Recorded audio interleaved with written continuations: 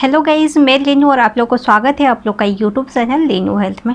तो फ्रेंड्स, आज बात करेंगे सेक्स के बाद या इंटरकोर्स के बाद या संबंध रखने का बाद कितने देरी तक आपको लेटे रहना चाहिए। अगर आप प्रेगनेंसी के लिए ट्राई कर रहे हैं तो कितना देरी तक आपको लेटे रहना चाहिए, ये एक बहुत बड़ा सवाल हो जाता है।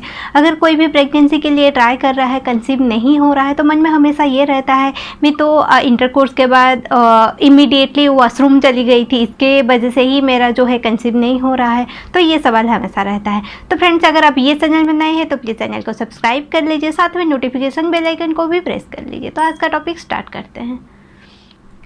जैसे कि आप लोग को पता है, अगर आप इंटरकोर्स करते हैं, सेक्स करते हैं या प्रेगनेंसी के लिए प्लान कर रहे हैं तो आपको इंटरकोर्स के बाद कितने देरी तक लेटे रहना चाहिए, ये एक बहुत बड़ा डाउट रहता है मन में। आज ये टॉपिक पे बात कर लेंगे।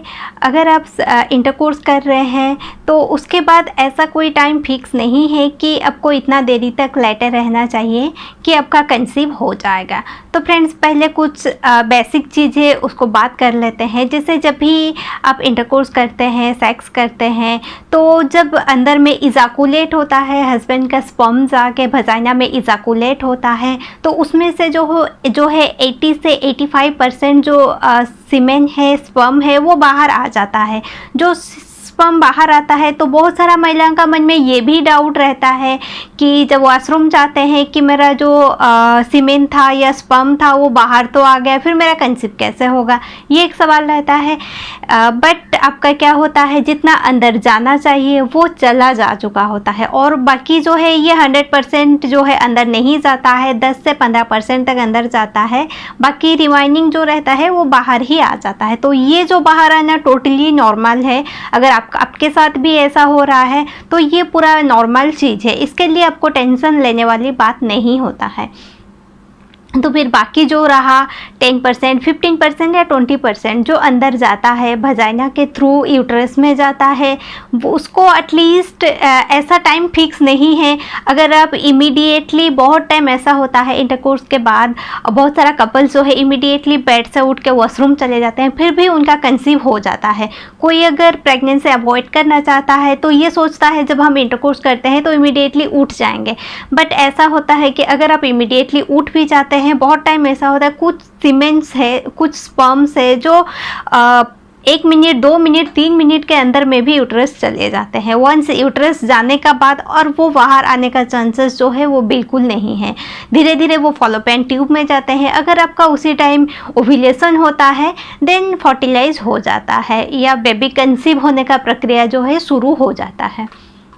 तो अगर आप रिलेशन रखते हैं तो आपको ऐसा टाइम फिक्स नहीं है। अगर आपको ऐसा लगता है कि आप एटलीस्ट 10 से लेके 15 मिनट तक लेटे रह सकते हैं अपना कंफर्टेबल के लिए, अब 10-15 मिनट बेड रेस्ट कर सकते हैं, उसके बाद ही आप उठ के वॉशरूम जा सकते हैं, इसमें कोई प्रॉब्लम नहीं होता है।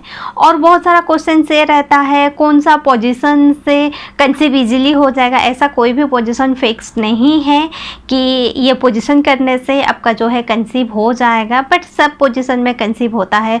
वंस स्पर्म जो है यूट्रस का अंदर चला जाता है देन कंसीव होने से कोई रोक नहीं सकता है। अब किसी भी पोजीशन में इंटरकोर्स कीजिए, ये मायने नहीं रखता है। लेकिन ज़्यादा जो है इंडियन का पोजीशन है, मिशनरी पोजीशन है, ये कंफर्टेबल पोजीशन होता है। तो अगर हेल्दी स्पर्म रहता है तो मोटिलिटी रहता है, अच्छा मोटिलिटी रहता है, हेल्दी स्पर्म रहता है, तो उनको 1-2-3 मिनट का अंदर में ही वो यूट्रस चला जाता है, यूट्रस में जाके फॉलोपियन ट्यूब में जाके फर्टिलाइज हो जाता है।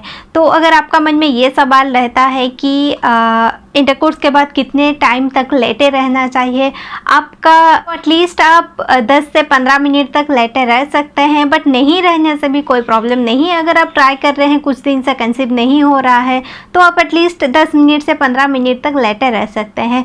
बट एक चीज़ है, आपको डीप पेनिट्रेशन होना चाहिए, देन आपका इजीली कंसीव हो जाता है। आपको पोजीशन का रिक्वायरमेंट नहीं होता है, या फिर इंटरकोर्स के बाद आपको लेटे रहने का रिक्वायरमेंट नहीं होता है।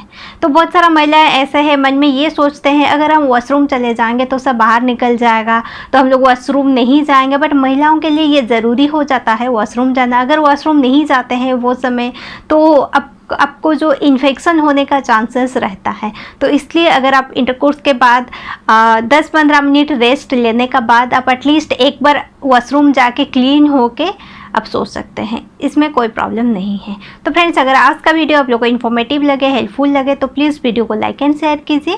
फिर मिलेंगे और एक नए वीडियो में, तब तक अपना ख्याल रखिए। थैंक यू फॉर वॉचिंग लेनो हेल्थ।